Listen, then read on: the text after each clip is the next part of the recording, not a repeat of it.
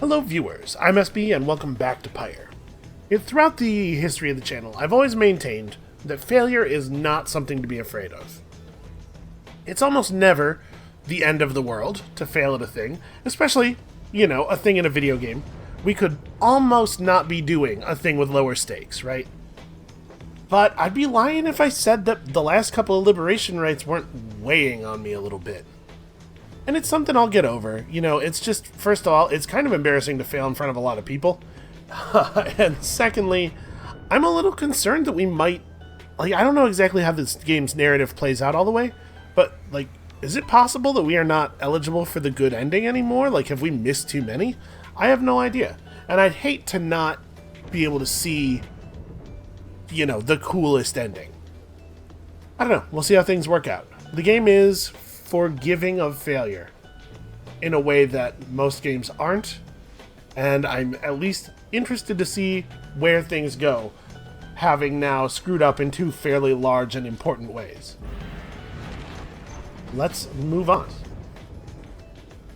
Good morning, everyone. We are at the mercy of the stars, and none can say how soon they'll shine for us again. Let us recover for a while at Moonlight Alcove, and decide how to proceed. Yeah, we might have to have some discussions about our leadership. I could see that happening.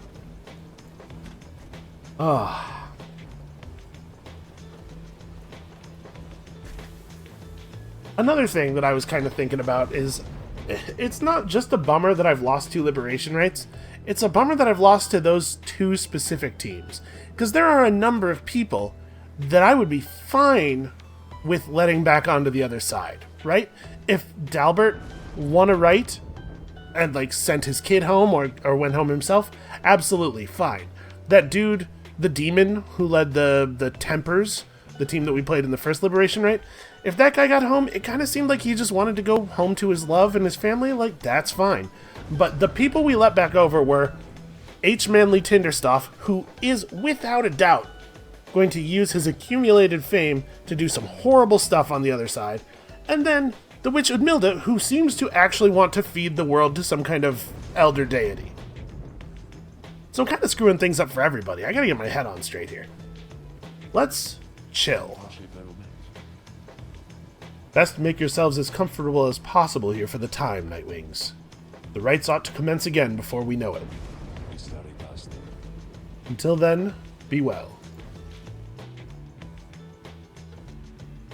Thus, you and your companions remain on the mountaintop, waiting for the stars to shine again. The cycle of the rites is ending. The news that Volfred and the lone minstrel revealed to you now threatens to disrupt the group's resolve. Who most deserves their freedom? Can there be any hope for your revolutionary plan to change the Commonwealth, if too few exiles manage to return? Let's hope so. These questions hang like a fog over you and your companions, as you linger there on Mount Elodiel.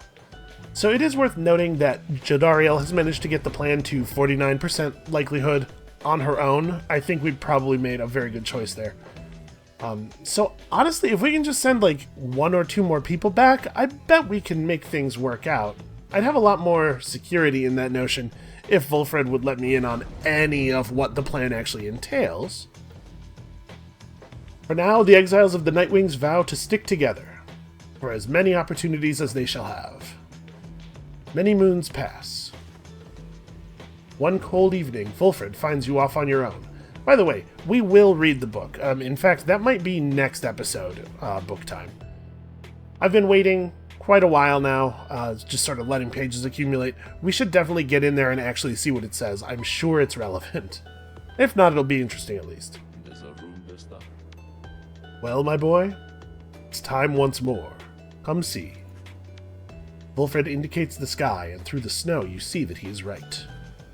Soon all of your companions are gathered. Volfred regards the group in his steady manner. As you all know, I have refrained from participating in the rites myself. This was a long-held choice of mine, for a variety of reasons. Chief among those reasons is that I might direct our plan, free from unwanted attention, both from our adversaries here and those who would oppose us in the Commonwealth. Another reason is my past experience conducting the rites. It did not end on good terms.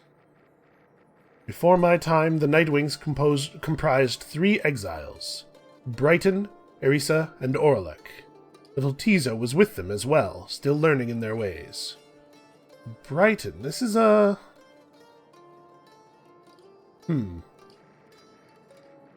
After Brighton regained his freedom in the liberation rites, the Nightwings took me in. A story for another time, but for one thing, I had capacity to read the ancient book. Yeah, that's definitely the first time we're hearing of Brighton. I wonder if Brighton is on the other side? If he's like the linchpin of the other side of the plan? Anyway, when next we earned our way into the liberation rite, Orlek was anointed for return.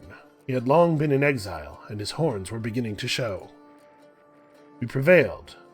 Little Tizo snuffed the accuser's pyre. Thus, Orlek earned his freedom.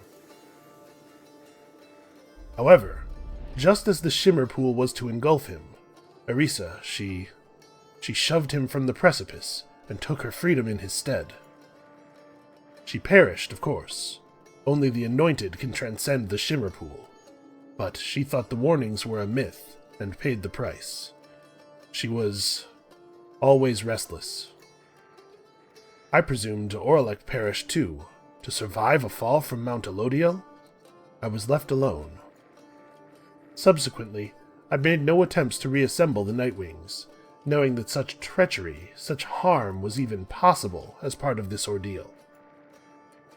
I frankly still do not hold Erisa entirely at fault for what transpired. I hold instead the Commonwealth responsible, for it put us in this desperate situation. Yeah, I would say that the Commonwealth is largely to blame. Wouldn't absolve Erisa entirely, but... And I resist the urge to think that the rites may be partly... Let me just try that again. We're going to read the line and then say it out loud. And I resist the urge to think the rites may partly be to blame as well for pitting brother against brother, sister against sister. Volfred breathes a deep sigh. Now I see that Orlek yet lives, at a time when our plan is already in motion.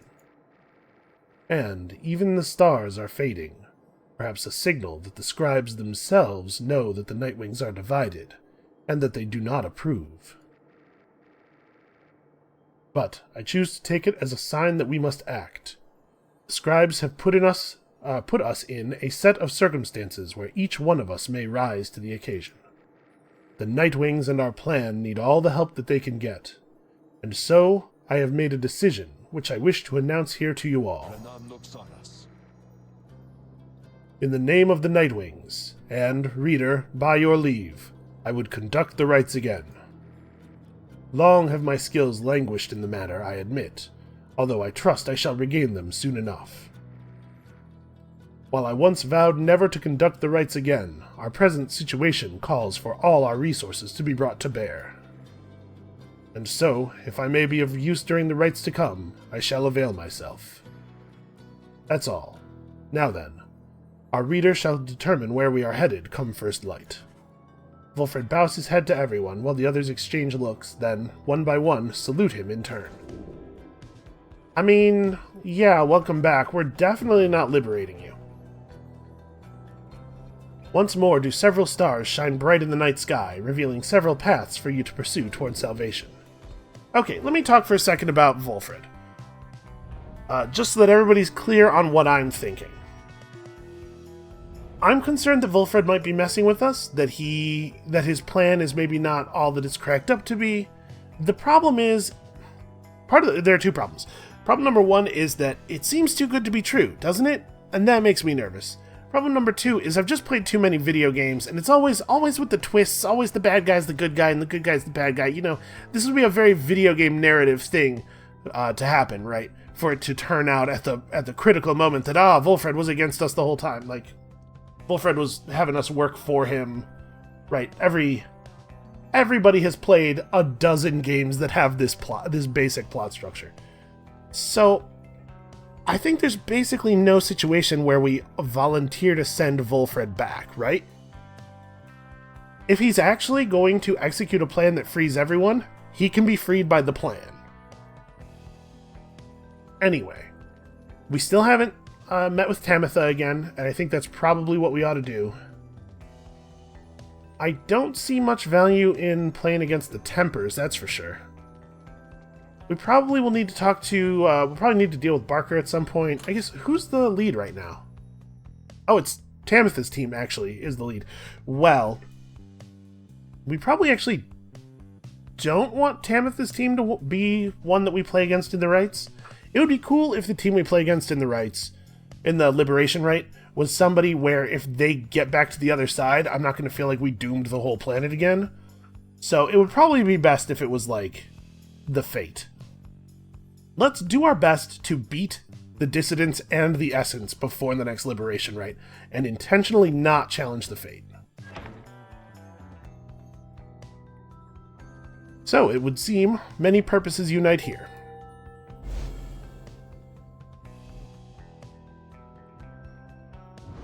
I would trust Volfred a lot more if he would just tell me what exactly the plan is. Rather than that there is one, and that he is doing math to determine its likelihood of success. Let me in on that math, buddy. Let me in on what the plan is. Very well then, reader. Once more you shall face Tamitha and the Essence when next the stars align. We may set course for the spring of Jomur at dawn. For now, please, get some rest in the remaining dark of night. It is worth noting that if we lose this game against Tamitha's team, that will probably give them enough favor for them to be guaranteed to be our next Liberation opponent, which is not entirely great because a team of harps is dangerous. I do so hate to thusly contact you, O reader.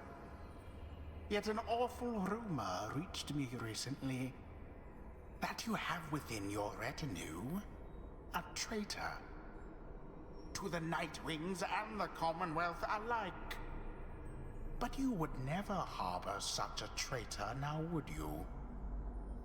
I trust your time within the downside would have taught you that.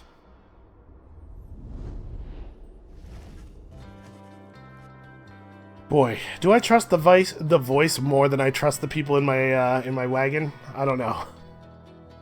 You rise after a fitful night of slumber. Somehow the voice, which thus far has reached you only in the rites, has found its way into your sleep as well. You shake free of it. I mean, if it's talking about Volfred, I wouldn't be super surprised, obviously. I guess there's a lot of ways that other people could be... You know, Pamitha's a harp, and we know a lot of things about her, but we only know them from her. I did not choose to read her mind, but she has some kind of training that apparently would allow her to control what I could see anyway. It could be Lay, potentially, because nobody knows anything about her, but, like, what is even the point of speculating? We just don't have the information. Alright, somehow the voice which has thus far reached us only in the rites has found its way into our sleep. We shake free of it. The time at Moonlight Alcove has made everyone restless. The group is eager to set forth at your command. Yeah, let's do that. I wonder if it's going to be snowy the whole world over? Or, the parts that we can get to anyway. Yeah, winter has fallen everywhere. What is going on here? Oh. I just hit that howler with my airship. I thought maybe we would encounter it in some way. Oop. Oh, Jesus, I hit Almer again? Are you kidding me? I'm sorry. Have you not done enough yet, Nightwings? Father was just now attempting rest, but still you torment him. He may think you have some honor in you, but I can see plain what you really are. Leave us alone, damn you! Yeah, that's my... I'm sorry, man. What are the odds? As the wagon soars across the skies above Wakingwood, you notice Volfred appears lost in thought. You cannot sense straight away what he is thinking. Do not mind me, reader. It is simply that being here in this vicinity, it brings back a lot of memories and gives me much to ponder. I hid within those woods for many, many years, making preparations for our plan. I cast aside my raiments and became untraceable. There I waited for the plan to germinate. So, it means a lot now to be here, above that place at last. Quite the view, wouldn't you say, my boy? I'm a little disappointed that not all of the mind-to-mind segments are actually voiced. I thought that was really cool. The first time Volfred reached out to us like that. Also, I do think it's strange. Volfred seems to know a little bit of everything that's going on. He had like a network of informants, but Orlek coming back totally blindsided him. Like he never... Orlek was somehow alive all that time and Volfred never found out about it? Apparently putting together a triumvirate even. It just seems odd. Your flight takes you near to where you breached past Stormwall, into Deathless Tempest. With the climate in the downside intensifying, you wonder if the storm has spilled forth from its confines and started to ravage other regions of the land. Yeah, I mean, or it could just be winter. I don't really know very much about the climate of the downside.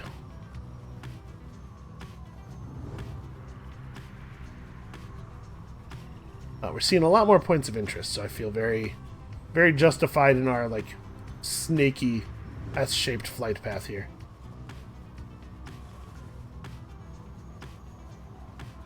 Alright, where are we going? Volfred notes a powerful talisman is rumored to be buried near Gluehive. Or we could do vocations again at Fallflat. A powerful talisman. How powerful, I wonder? How are people doing? I don't have a way of, I don't have a way of looking at the roster while we're flying, as far as I'm aware. I'm not sure if we need vocations. Actually, is Bertrude level 4? A vocation might get her there. No, you know what? Let's see what's over here. I'm curious. A lot of our party has their most powerful and important masteries at this point. Pursuing the vocations is less vital than it once was. Well, it would totally have pushed her over. I forgot she was 20, she was 20 enlightenment away. We have a lot of reading to do. Stuff we will do soon. There. Volfred appears to have finished sealing some sort of document. He smiles as he approaches you. Hello, my boy. Was just on my way out to make a drop. Report a bit of progress our supporters on the other side should like to know. It is not clear to you as yet exactly how Volfred is able to communicate with agents in the Commonwealth. Yeah, I do have some questions about the imps that seem to be able to travel back and forth. We have our ways of making certain that such messages manage to make their way to whom they need to reach. Most of the time, at least. It's not exactly the most dignified of methods, but the messenger imp is as hard-working as the rest of us, or, dare I say, more so. The messenger imp is adorable. I'll say that for him. Most imps lack the capacity to do that job. They of course cannot traverse the outer boundaries of the downside, but they can squeeze much closer than any of us. Volfred offers to tell you more of this process. It seems that he has been using certain imps to relay messages to his agents in the Commonwealth for some time now. From that point, we depend on certain other means. A trafficker like Ruki would likely be familiar with them. Then my agents intercept the messages as they arrive. The messages are coded, in the off chance they reveal themselves before unwanted eyes. But even still, my agents put themselves in great peril there, supporting our cause and our plan. We could not ask for a more dedicated bunch. A shame we cannot meet them, separated as we are. If we succeed in our endeavors, it shall be thanks in no small part to them. They have identified hundreds of citizens grown loyal to our cause, found hidden corners where they can speak freely. Their goal is to grow in numbers while remaining safe. For we cannot resist the Commonwealth if too few citizens stand with us, whether due to apathy or fear or lack of willingness to see our nation as we do. Some of these agents I have known for many, many years, since long before my exile. Many were former students from my days of teaching Commonwealth doctrine. It was clear, then, who among us did not take the common view. These days I report to them our progress, and they, in turn, report theirs back. From that assessment I update the estimation of our plan's success. Our chances of success increase substantially each time we liberate one of our own. But those loyal to us in the Commonwealth slowly gather strength regardless, knowing of our efforts. Thus do we inspire each other, not unlike the dynamics which I see among the Nightwings here. Now, good afternoon then, reader. I have a delivery to make. Okay, I do feel better.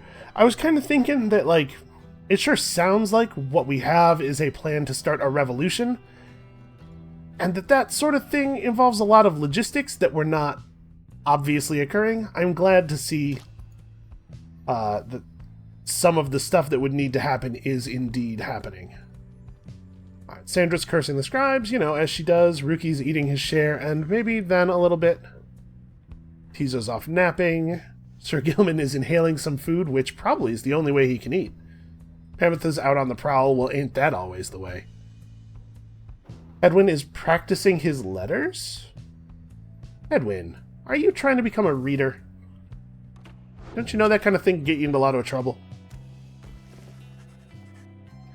You and Volfred venture into the barren wastes of Gluehive, along a circuitous path that takes you far enough away from the Black Wagon. My agents suggest that what we seek is somewhere very close, my boy. Perhaps you can already sense its presence. You can. After a careful search, you procure an artifact, either discarded by one witless to its power, or left there for the sake of someone such as you. We've discovered a webbed lanthorn, or lanthorn. It does look like a lantern. Yeah, I mean, it's a lantern made out of a horn. After the bearer banishes an adversary, a banished ally has a chance to instantly return. That's interesting, depending on how high the chance can get, because you see it's only rank 10, so we can put 10 levels on that. If we can get that chance up to, like, I don't know, 75 or 80, that actually totally might be a thing worth bringing in and just, like, putting on whoever our best defense player is. Yeah, I'm glad we went this way. Alright, let's head to the spring.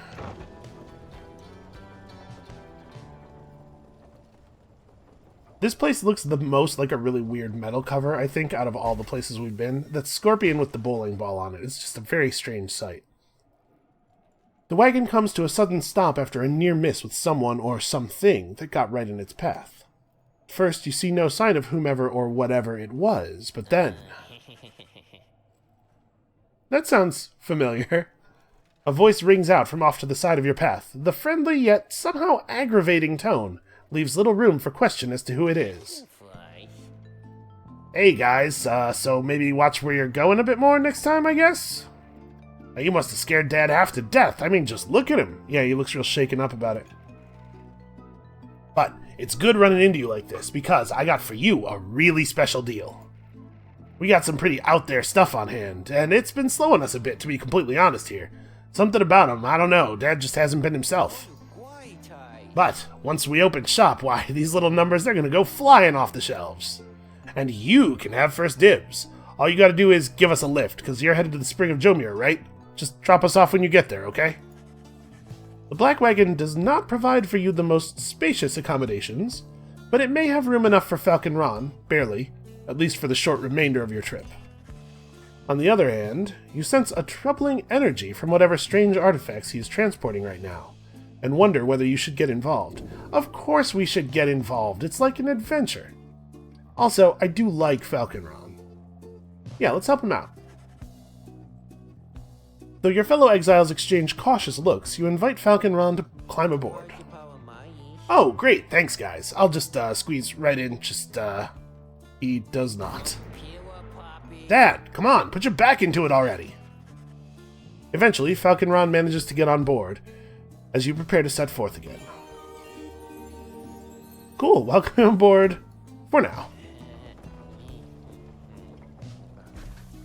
I mean, he's just going everywhere we're going, right? This makes sense. After what felt like an interminable trip, during which Falcon Ron did not even once cease to speak of matters relevant only to him, you reach your destination. Anyway, thanks guys, and remember what I said, these things I got here, you got dibs on them if you come and visit me and Dad. That is, now we'll be going, so be seeing you, okay? Whether from Falcon Ron's ceaseless drivel or the ill effects of his cargo, everyone is left feeling out of sorts. -5 glory. Wow, that's a lot. Let's just try not to think about the thing that I've just done to us. Well, I'll tell you what, we're certainly not going to be running any Titan Stars this time. Alright, Ron, what you got? Hey guys, thanks again for helping me and Dad back there. We really owe you one, and so, as promised, I got something really, really good in stock for you right here. He pauses for dramatic effect, then he reveals to you several artifacts. Black Hoof, Black Heart, and Black Claw. They are cursed. The bearer has... Bearer has 100% more stamina than usual, but cannot grasp the orb. After getting banished, bearer either returns with infinite stamina, or as a fast-moving howler. And the bearer's aura remains while grasping the orb, but cannot be cast. Cannot be used by worms, harps, or crones. Who would be best for this? Tizo, right? Tizo's got a naturally large aura. The Black Heart seems pretty good. Well, returning as a fast-moving howler, you don't have an aura as a howler, right? And it doesn't say you're a howler for a limited amount of time. It might be for the rest of the play, which would be like getting infinitely banished, except that you can score. It's interesting. They emanate with energy that cannot possibly be completely healthy. Nice, huh? You guys, you got first dibs on these bad boys, and I can tell you what, they're gonna go fast. Yeah, maybe. Do you have any other customers? I'm still not 100% clear on that. Alright, we'll sell him this mushroom. I do kinda want to buy the Black Claw. We'd have to sell something to make it. What do I not use very much? Star Splinter's okay. We could stand apart with the Kerfang. Leveling it up by 3 only gives us +1 damage. So my guess is that at rank 20, it's probably like 6, maybe 7. It's not horrible if we were to actually focus on leveling it up. And of course, we could still sell Solium's Horn. You know what? I think we can part with the Kerfang. Let's get this. I think at the very least when we play Tizo, this will be useful. Because I don't really cast his aura that much anyway. Yeah, that's worth doing. Ah, great, you guys. I knew you were discerning customers. Now, you enjoy that one, okay? And remember, I still got the others too. You can buy them if you want. Hey, I thought they were going to go fast. Oh, here we go. Though, these ones, they're real popular, and so no refunds on these guys, you understand? But they are real good, so there's no chance you're going to want to pawn them off. Yeah, we'll see. So, do I want to try to get to 64 money to afford this? Probably not. Nah, we're good for now. Thanks, Ron. Pleasure doing business with you guys, so, no, we just walked away. I don't even want to hear it, Ron. Alright. Let us not be so shaken in our confidence that we allow it to make us lose this rite as well. The afternoon is just beginning to give way to nightfall as you and your companions finish making preparations for the coming rite. Through all the ceremony, you realize Pamitha is nowhere to be found. The last anybody saw of her was shortly after the Black Wagon came to rest here at the Spring of Jomuir. She returns just as you are beginning to plan a search for her. Sorry to have worried you there, reader darling. Just getting a little antsy is all. Had to go and spread my wings a bit and shake away the nerves.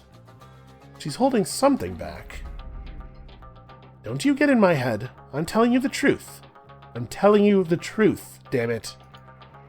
Damn you, reader. Get out. Get out. Get out! Anyhow, it looks as if the show's about to start. I shall be in the field with the others. As Pamitha departs, you see she is right, as the stars above begin to shine. You know she is about to face her sister Tamitha once again. You accept that it is a very private matter between them. Alright. So that's suspicious, certainly, but... Adversaries shall each deal an additional 5 damage to your Pyre. Nah. No thanks. I don't want to make this any more difficult than it's already going to be with me having tanked everybody's stats. But think about it, if we hadn't done that, Falcon Ron could have been inconvenienced. That would never stand. Or should I say deceiver? For I detect another exile in your ranks. The exile Volfred Sandalwood himself, that cursed sap. I ought to have known he was behind all this. He has no love for our sacred tradition. Yet you would heed his poisoned words over mine own? I thought that we were friends. Why? Let us return to a more formal distance. What in our history could possibly have led him to believe that? The winged exiles of the Essence take position opposite your own companions, and their leader soon asserts herself. So, part of the reason that we failed the liberation rite is because I am bad at intercepting jumpers. That's going to be even more of an issue here, probably, with the way flight works. So, let's try to work on that skill. Pamitha, come forth. No trickery this time. She appears as asked, though remains silent as her blood sister studies her for a time. Tamitha then reaches for her mask. You look weary to me, sister. Oh? Too little sleep, I guess. I do get rather anxious sometimes on the night before one of these things. It can be a lot of pressure. Understandable. The two of them say nothing for a time. You cannot discern what they are thinking. The High-Wing remnants all seem to be very mentally acute, trained as they are from birth. Soon enough, Pamitha cuts through the tension, her tone light as ever. So, given further thought to my proposal, then? I have. And I think that now is not the time for talk. Besides, your comrades there, surely you give them pause. Even now they must be questioning your loyalty. What? But Oh, cut it with the stammering, Pamitha. It is very unbecoming, you know that. And you be sure to tell those comrades of yours what you propose to me. She dons her mask once more. As she rejoins the other exiles of the Essence, Pamitha hesitates before returning to your group. I told her she could take my place. That I would keep her up to date about our progress, and that she could take my place if ever it was time for me to go. But you don't have to worry. For one thing, she refused. And for another, well, I'd better tell you later. For now, remember, you can count on me. Yeah, I'm not too worried about Pamitha being the traitor. It's too obvious. Maybe this is me allowing knowledge from outside the game to taint my judgment a little bit, but it would be a very obvious plot twist if it was Pamitha, right? And maybe the fact that it would be the most obvious plot twist, which makes me disregard it as a possibility, is what makes it a good possibility. I don't know what the writers of the game are really going for here, but for now, my instinct is, if there is a traitor at all, it's not Pamitha. Reader, my boy, let us confer for a moment here. I am returned now to the rites, a tradition that I had once disavowed. And, now that I've donned the raiments, the voice knows I am here. It is no matter, really, for our plan is well in motion. All that remains for us is to prevail. I shall aid you and the others in this task as best I can. Let us see now whether these old limbs of mine are still of any use. And there he is. Okay. At last. So we've seen the shield thing. Well, I know that you can hear me, Sandalwood. You're causing quite a stir out in the Commonwealth. You plant your little seeds of discontent. Know that your designs and sowing chaos shall not be tolerated here. Now, good evening to you. Okay, so the blink doesn't go super far.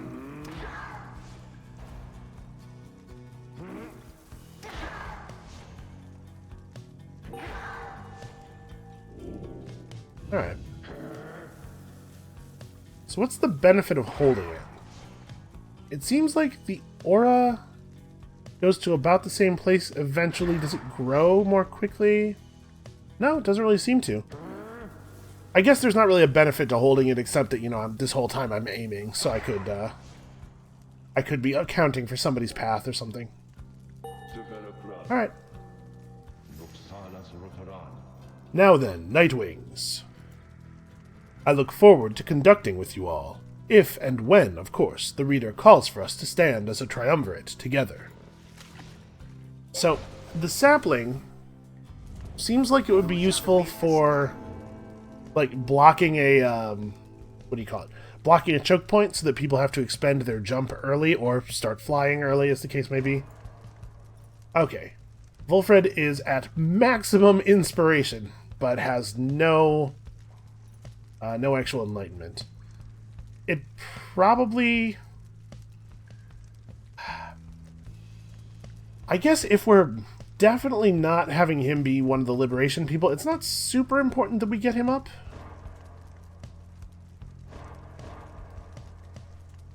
Who do we want to bring? I think we want it to be the case that Lei is available still. But, like, who else could we afford to lose? We gotta be careful here. We gotta manage our enlightenment carefully. What does Lei stand to gain from hitting rank 5? While sprinting, she slows nearby adversaries. That's not actually available to us. It's this and this are our two options, really. Heightened reflex would be good. Not exactly game-breaking. Flings the orb faster and farther than usual. Throwing the ball could be part of our actual strategy. And we did keep the Star Splinter.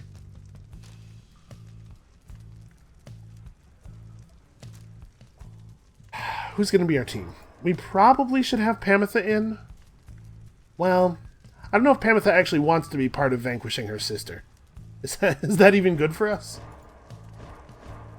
I'm just flipping through people's glory real fast. So Bertrude and Volfred both still do 20 damage to the Pyre. Rookie has 10 glory, but remember he does 5. Attribute modifiers, -5, too much Falcon Ron. Yeah, he'll still do 15 damage because of his mastery. I'm actually quite torn.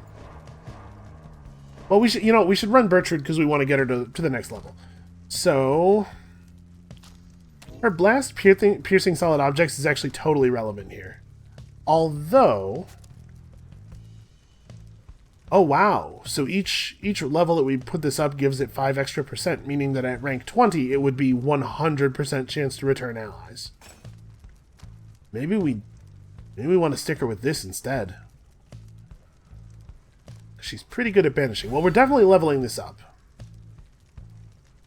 I think I'm going to keep her with this for now, both because it'll be good on this level and because this is still a little unreliable. It's 65%. But all of our Stardust is going toward this until it is capped, and once it's capped, we'll bring it to every battle. So we're bringing her for sure. She's not a bad scorer. She has a great leap. It wouldn't be a bad idea to bring Volfred, probably. We need, like, Tizo with the Black Claw, maybe?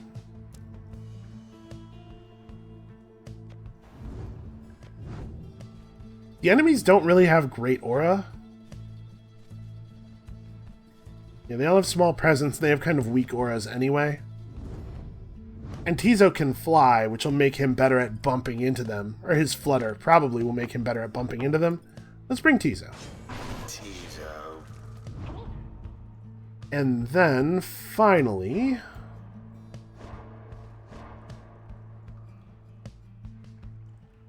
we could bring Lei. We still haven't really used Sudden Grasp because I keep forgetting about it. And Dark Vigor's good too. Would I rather have Quickness? Probably. Over Presence. Given that we have a couple of people whose auras are quite large already. Let's do this team. We want to keep Lei's Enlightenment high. So I will not put in Pamitha here, because I don't know that Pamitha really wants Tamitha angry specifically at her for screwing with the rite, you know. Tizo feels bad for Pamitha, but will not hesitate to give his utmost in the coming rite. Face us, wastrels of the Commonwealth. The pain and loss of your defeat this night shall reverberate not only in your hollow hearts, but in the homeland that abandoned you. Are you quite sure it has to be this way, then, sister? There is no compromise here, Pamitha. Not for traitors to my country or my blood. I understand. Then so be it. Alright. Now begin. Your adversaries are the first to strike. I wanted to jump, and then I was like, oh man, I'm off axis. If I jump, I'm just gonna miss her. Ah! Okay, I thought they jumped a little bit more toward the cursor, but it's more the direction they're facing, so. Alright. We can do this. Also, I accomplished the goal there without remembering that was a thing. Ah! Why, that was all of them. Okay. Wow, when she spawned it, it shoved Lei really far. Their Pyre shan't survive much more of that. Okay.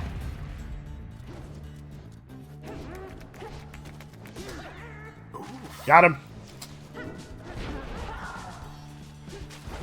Infinite stamina. Oh, come on, I jumped. Tizo. Alright, Tizo. This is what we brought him for. Alright, we have infinite stamina. I just need to jump earlier.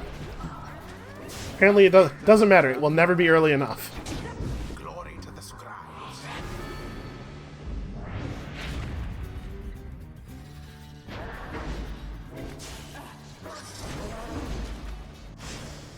Unfortunate for the essence. Okay. Gertrude's like, alright. She's pretty good at this. Got her.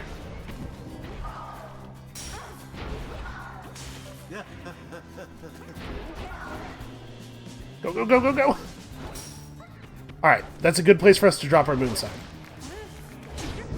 Oh, I almost caught her. I was in the air.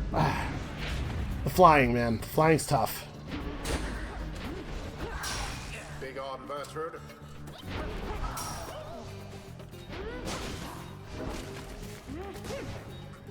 Okay, caught her, caught her, caught her. Brilliantly done. Alright, yeah, I gotta jump like way earlier, because the instant I'm within charge range, they instantly charge. They have perfect reflexes. Whew. You're no strangers to defeat, that I can see. Then come, we'll gladly hand to you another momentarily. So I would have to score 3 more times without letting them score at all in order to win. I'm probably not going to make this. Spewing constantly from Tamitha. Yet here in exile, she is not but a talk. Ah. No! Yeah, well, that's it. Shit. And it is done. I thought that, I thought for sure Victory at that. that leaving Bertrude in front of them and then running forward with Tizo would cause Tizo's aura to grow enough that I would be able to bump them all off with it. But they took down Bertrude too quickly for that to actually work. Unimpressive, Pamitha. What good is your offer to show me favor in the liberation rite if I could just as well prevail against your comrades on my own? It will be different then, though I suppose that you won't reconsider. You know I cannot. You are always obstinate, but in that regard and all others which count for anything, you are inferior to me. Remember that. What you offered is meaningless to me. I shall free myself without your help, or that of anyone. Now then, farewell. Okay, so we are now going to have to face those guys again in the liberation rite, and it probably will be just about as hard as that was. I definitely did a much better job of catching people in the air there. Not good enough, obviously, but better. We might be able to pull this off in the liberation rite. Wait, what of your comrades, the Essence? You must need them at least. Mincing my words as ever, Pamitha. Know that I do love you, in a way. Is that what you wish to hear? But my purpose is plain and you stand in its way. You are a fool to think my freedom is my goal. My freedom is a means toward an end the likes of which you would never abide. Yeah, also it's pretty important that we don't let her back on the other side, right? You think that you could sway me from my purpose, Pamitha? Pamitha remains silent for some time. No, I think that you will struggle to destroy the Commonwealth no matter what it takes. No matter if, in doing so, you are destroyed instead. Just so. So then, you understand me after all. Pamitha does not turn to watch her blood sister depart. The 8 scribes bless us with their ways. I could use a little bit more blessing, personally.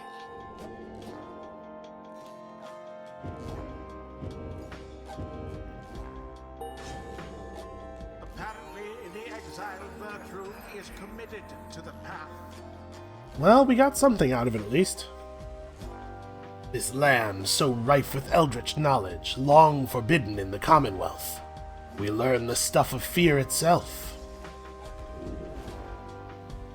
Alright, while our Pyre has less than the adversaries, her adversaries deal -10 to her Pyre. You know what? That would be really nice to have. I'm really glad I went down this tree. Ugh. I gotta start performing, though.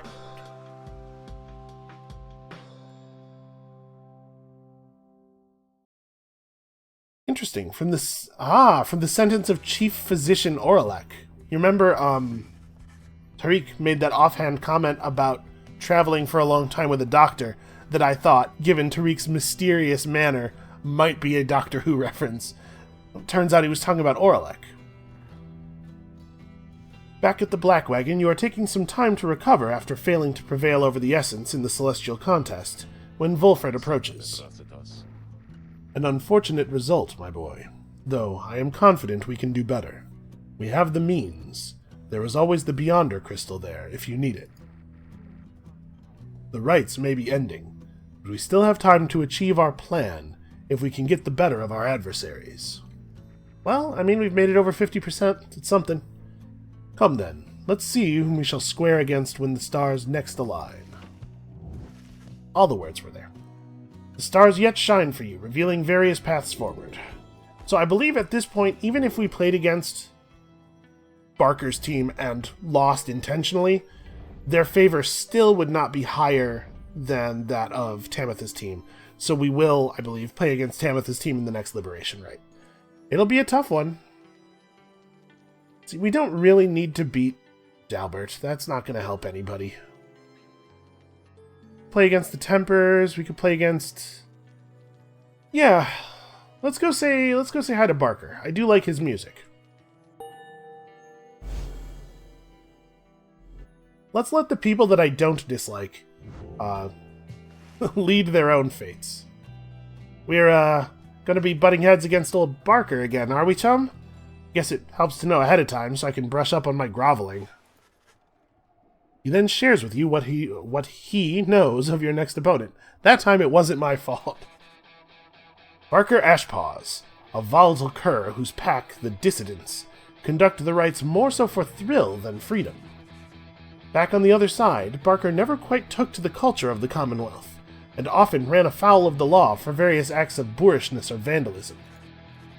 He always promised to go straight, and in time he found a certain niche, for he was an accomplished hunter. And the people of the Commonwealth did have an appetite. Barker relished the hunt more than anything, and spent his earnings on a variety of questionable things. One particularly raucous evening, Barker was caught relieving himself on the foot of the statue of the Archjustice Androbellus IV, the Grand Judge who in 617 AS issued a decree prohibiting literacy in answer to growing unrest. I mean, it's hard to be mad at Barker about this.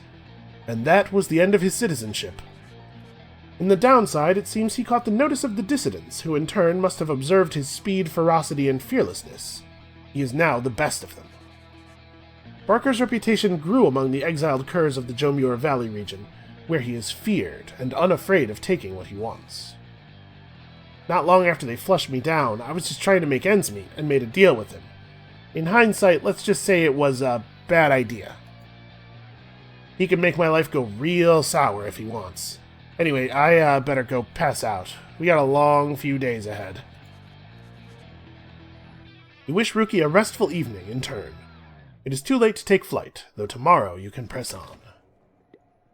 Yeah, I don't dislike Barker. Our choice there was 3 teams that I don't have any particular distaste for. Ah, Pamitha, how you doing? Despite Pamitha's mental conditioning, you can tell something is troubling her. She won't listen to a word I say. Not one damn word. If she weren't my blood sister, I should think I'd hate her guts as much as she hates mine. She shakes her head. I should apologize, to you and everyone. I sought out Tamitha without asking your leave. Figured I would rather seek forgiveness than permission, you understand. My attempts with Tamitha didn't amount to much, as you well saw. So, at this point, I'm hopeful you'll be more accepting of apologies than she. Though, tell me something, reader darling. Do you suppose I'm going to betray you? You may know better than I do at this point. So, I could admit to having reservations because she's made clear that her priority is to her blood sister. But maybe I'm falling for something here. There's something in me that just goes, nah, it's not going to be her. She's fine. She'll be loyal when it comes down to it. Maybe that's unfounded, but I guess she has demonstrated that she has some impressive loyalty, not necessarily to me, but to somebody. I think she will be stand up when it comes to it. You expressed to Pamitha that you do not view her efforts to make peace with Tamitha as being contradictory to the group's larger goals. You understand why she did what she did. She says nothing for a while. That's kind of you to say, darling. May the others see it with such generosity. But if they don't, you need but tell me to depart, and I'll be on my way. However, I've a promise that I wish to make to you. You let me stay, and I'll see this through with all of you, no matter where we all end up. I'll be on the roof for a bit, I think. You take care too, darling. You know it's snowing outside. Whatever, she's fine. Despite Pamitha's disappointment with the outcome of her confrontation with her blood sister, you sense she is less troubled now after your brief conversation. Okay, so, there we go. We lost again, but in this one, I'm not going to beat myself up too much. It was tough. We knew it would be tough. I have a better sense now of what we'll need to oppose them. Unfortunately, I think Pamitha is going to be part of it. We need her and we need Tizo. We need both of the flyers because it's so much easier to catch incoming jumpers with somebody who doesn't have to just catch them in the line of the leap, you know? It's going to be tough. Maybe the two of them and then also Bertrude would be good, which means Bertrude needs a rest. Alright, yeah, I think that's going to be the plan. And that's also all of our time for today, so thank you so much for watching. I hope you guys are still enjoying the series. Come back next time. We're going to meet up with Barker and maybe find out some of what Rookie's all about. And we'll see you then.